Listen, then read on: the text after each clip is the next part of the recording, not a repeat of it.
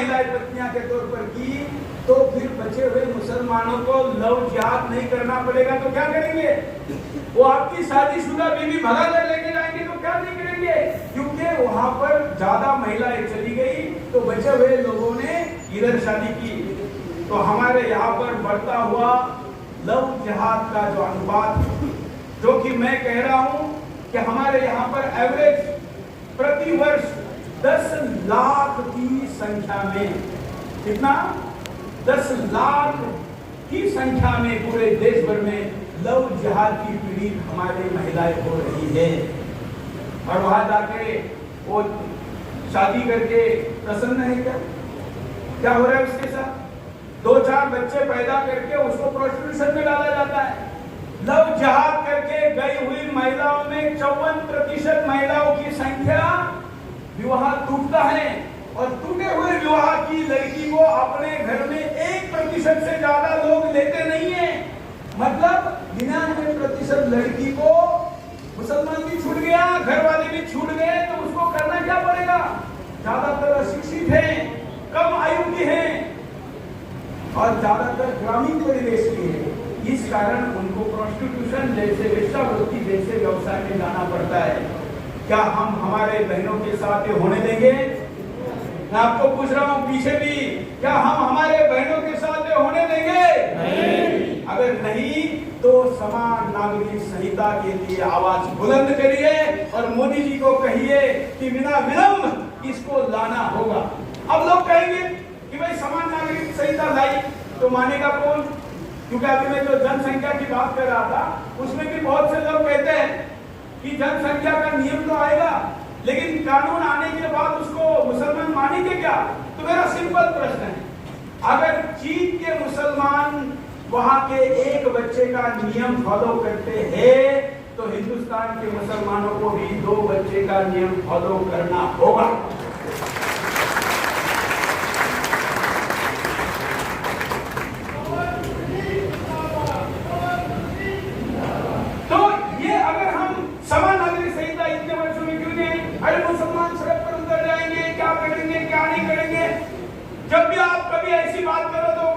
आदमी है ना, देश तोड़ रहा है।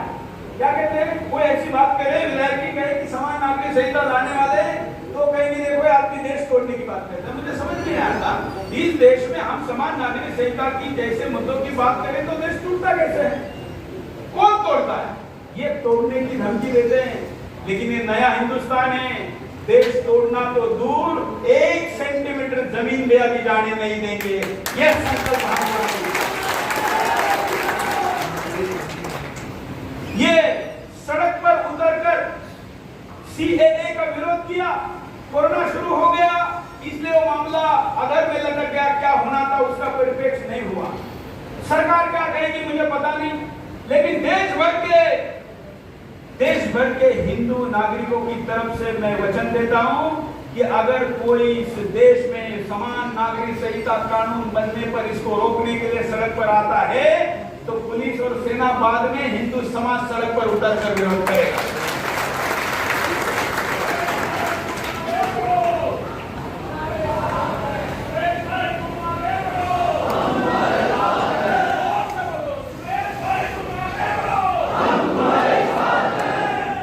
मेरे पीछे बहुत दूर तक जाना चलेगा।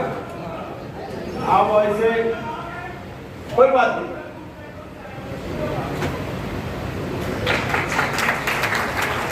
देखिए मैं जहां भी जाता हूं वहां दिया हुआ भाषण सुप्रीम कोर्ट में जाता है, और जज साहब के सामने वकील रो करके, अच्छा वकील भी कोई छोटे बड़े नहीं, छोटे नहीं होते, कौन होते? कपिल सिब्बल। कपिल सिब्बल कहते देखो ये सुरेश चौहान की और एक भाषण देकर आया, लोगों में आग लगा कर आया। हेट स्पीच आजकल बहुत चल रहा है। आप जानते हैं मेरे ऊपर कितने केसेस हैं? आता 1823 और कोई है हिंदुस्तान में दूसरा? दाऊद को पकड़ने के लिए जाएंगे तो भी 1823 केसेस नहीं है।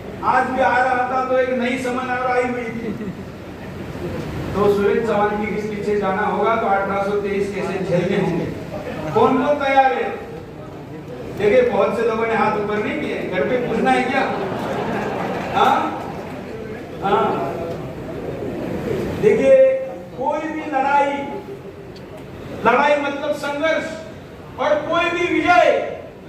के बगैर नहीं मिलता है। और विश्व की कोई लड़ाई शत्रु कौन है ये समझे बगैर लड़ी नहीं जा सकती। क्या हिंदुस्तान को उसका शत्रु पता है? हिंदू समाज को पता है उसका शत्रु कौन? हमें बताया नहीं। अगर हम समझने की कोशिश करते हैं तो उसके ऊपर भाईचारे की भान डाल देते हैं, 2-4 कव्वाली सुना देते हैं और गाने सुना देते हैं, इफ्तार पार्टी हमारे नेता करते हैं और उसके बाद हमारा हिंदू फिक्स हो जाता है। विश्व की कोई लड़ाई तभी लड़ी जा सकती है जब शत्रु कौन है पता चले, हमें पता ही नहीं है। और ये शत्रु केवल हमारे शत्रु होते तो थोड़ी देर के लिए माफ कर देते, लेकिन ये शत्रु मानवता के शत्रु है, पूरे विश्व के शत्रु है। और पूरे विश्व में ऐसे शत्रुओं को समाप्त करने का अगर किसी के पुरखों का गौरवशाली यशस्वी इतिहास है तो मेरे सामने और यहाँ बैठे हुए सभी इन हिंदुओं के पुरखों का इतिहास है। इन्होंने उनको हराया था, इन्होंने उनको परास्त किया था, ये विजय हुए थे। अग्रसेन जी कौन थे? कौन थे? बहुत से लोग, अग्रवाल समाज हमारे देश में सारे की सारे, ऐसा कोई समाज नहीं है जो क्षत्रिय नहीं रहा है, क्षत्रिय जाति नहीं है।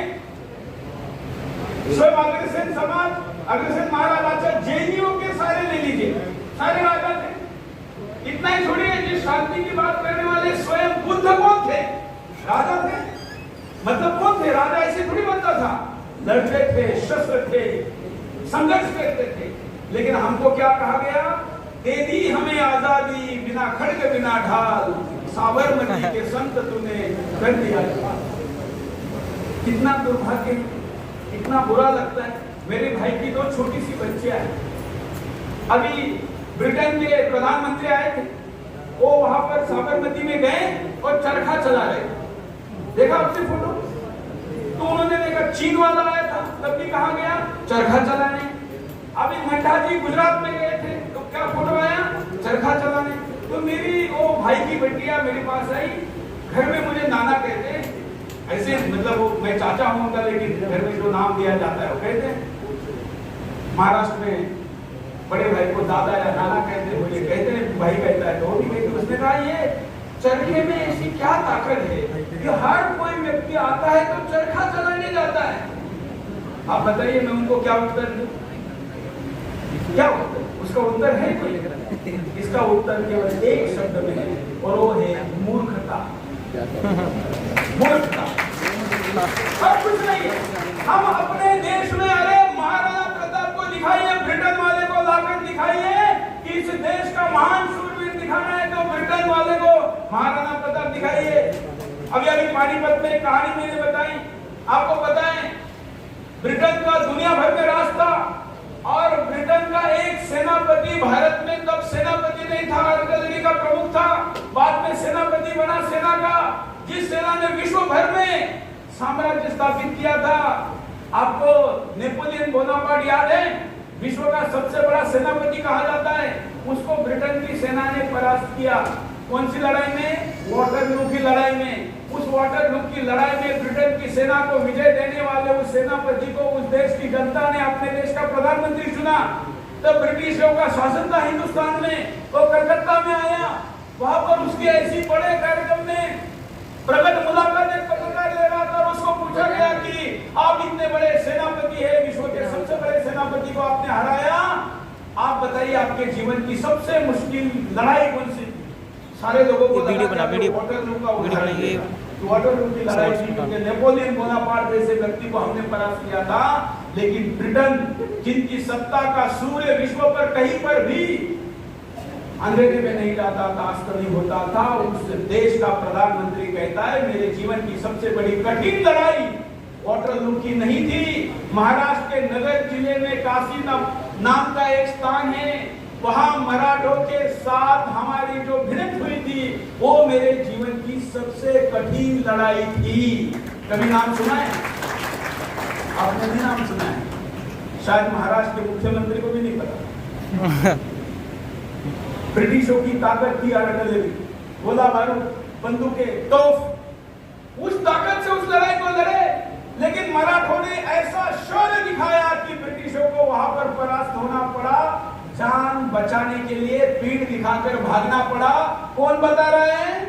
ब्रिटेन का प्रधानमंत्री जिसने ब्रिटेन की सेना का सेनापति रहते हुए इतने बड़े सेनापति को हराया था, नेपोलियन बोनापार्ट को हराया था, वो हमारे हिंदुस्तान के एक सरदार का नाम बताता है। और हम उसको ब्रिटेन वाले प्रधानमंत्री को अभी भारत में आएगा तो दिखाना कौन सा स्थान चाहिए, वो स्थान चाहिए, और हम दिखा क्या रहे, कैसे? इसीलिए हमारा जो राष्ट्रीय चरित्र बनना चाहिए था वीरों का, शूरों का, वो नहीं बना। हम अपने करियर में लगे रहे, और आज हम सबको 75 वर्ष बाद भी अगर कुछ मांगने के लिए कितना बड़ा कार्यक्रम करना पड़ता है तो क्या है, समान नागरिक संहिता। ये हमारा दुर्भाग्य।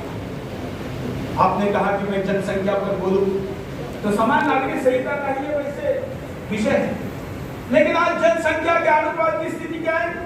मैं जब से भाषण देने खड़ा हुआ हूं तब से उस संख्या भी बताओ, मैं अनुपात भी बताओ। हिंदुस्तान में 100 बच्चे पैदा होते हैं, इस वक्त भी 100 बच्चे पैदा अगर होते हैं, एक दिन में अप्रोक्सीमेट 68,000 के आसपास पैदा होते हैं, तो एक 100 बच्चों में 48 बच्चे मुसलमान हैं। कितने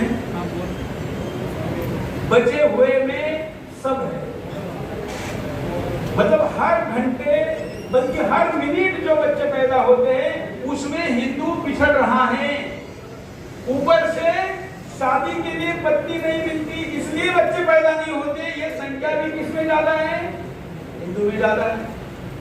वो जो नारा था ना कि लड़के दिया पाकिस्तान और हंस के लेंगे हिंदुस्तान, वो क्या था, यही तो था।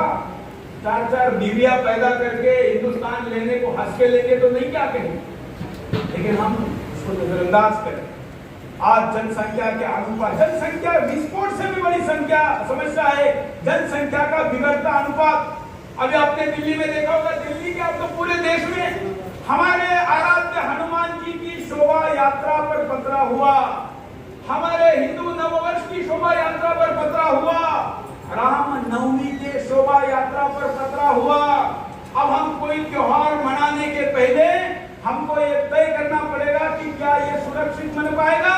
पत्र क्या दिया जाता है कि आप मस्जिद के सामने से क्यों जा रहे हैं, कहने पे सुना होगा भाई वो मस्जिद हिंदुस्तान में कि पाकिस्तान में। मेरा तो कहना है कि विभाजन के बाद इस देश में एक भी मस्जिद का क्या काम था, ये पहला प्रश्न।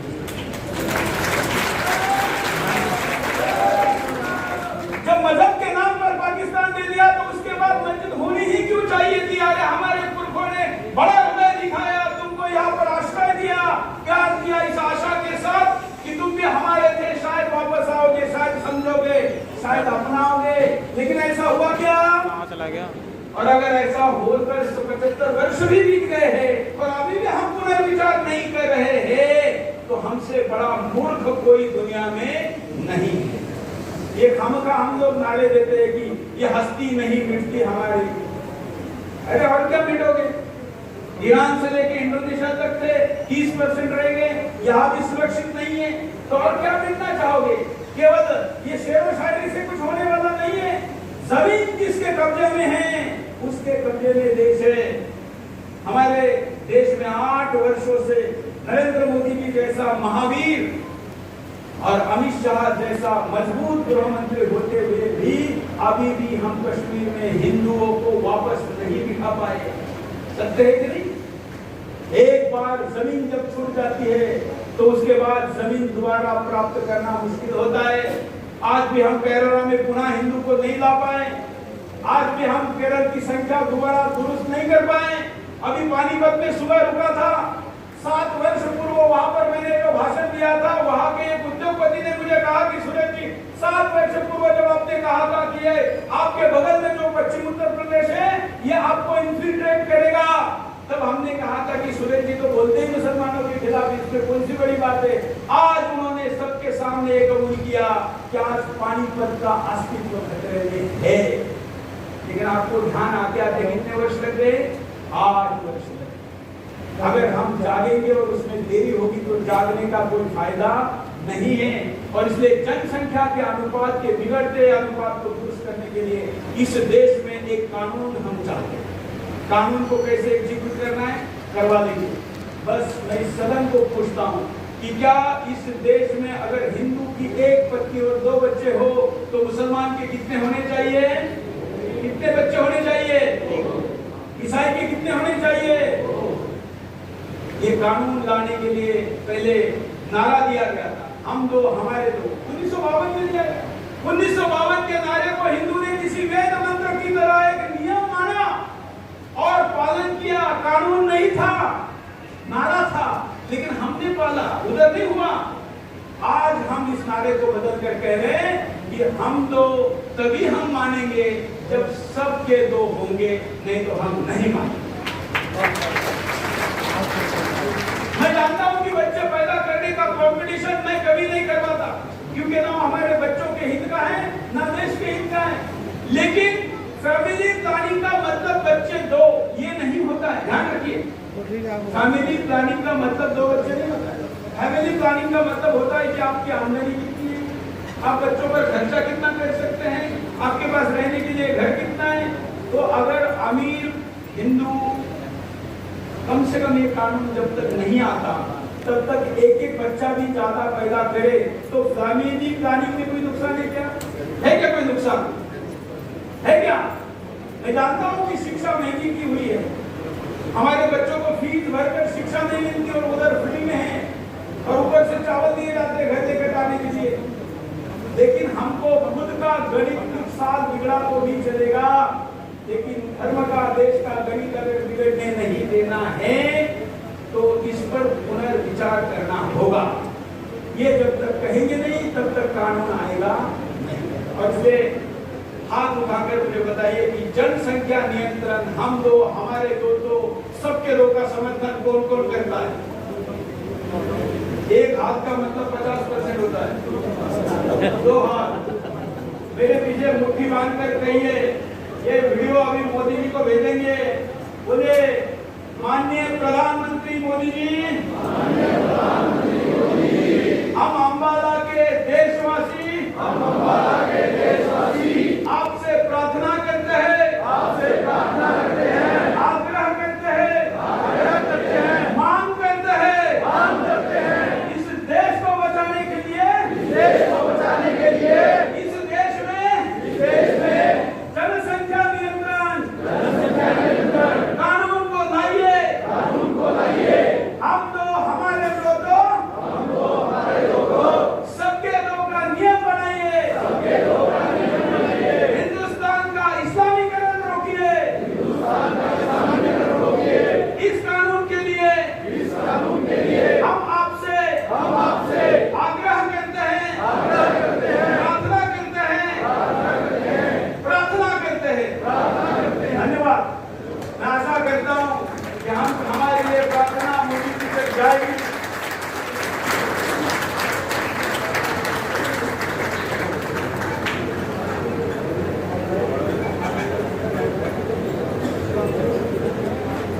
मैंने कहा कि आप लोग बोल तो नहीं बोले। मुझे लगता है कि मैंने अपने मन से जो बात कहनी थी कह दी है। अभी हमें 4, 5, 7 प्रश्नों को देंगे, क्योंकि संवाद होना जरूरी है। कोई भी अपनी जगह पर जो प्रश्न पूछना चाहता है, सामने माइक नहीं है, इसलिए चिल्लाकर अपनी बात को जोर से पूछे, मैं यहाँ से उत्तर दूंगा। क्योंकि मैं आया और केवल भाषण करके गया, ऐसा मैं नहीं चाहता। हमारे जनप्रतिनिधि जो यहाँ पर बैठे हुए हैं तो वो भी इस बात को सरकार तक पहुँचाएंगे। हाँ, कोई भी आगे आप देखिए, जरा नए व्यक्ति को आपको अलग जगह हुए